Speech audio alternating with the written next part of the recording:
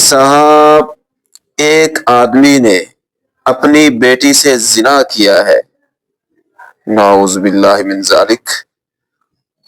صورتحال یہ ہے کہ اس نے کئی مرتبہ اپنی بیٹی کو سینے سے لگایا، اس کے پستان دبائے اور عضو خاص اس کے ہاتھ میں دیا ہے۔ ہم نے سنا ہے کہ ایسا کرنے سے بیوی حرام ہو جاتی ہے، کیا یہ درست ہے؟ اگر ہے تو اس کا کوئی حل بتائیں۔ کون ہے؟ رفیق صاحب، سعودی عرب سے۔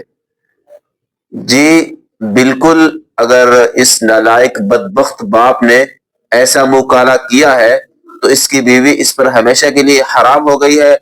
کوئی رستہ نہیں ہے، بیوی کہیں اور نکاح کرے اور یہ مرد کہیں اور دفع ہو۔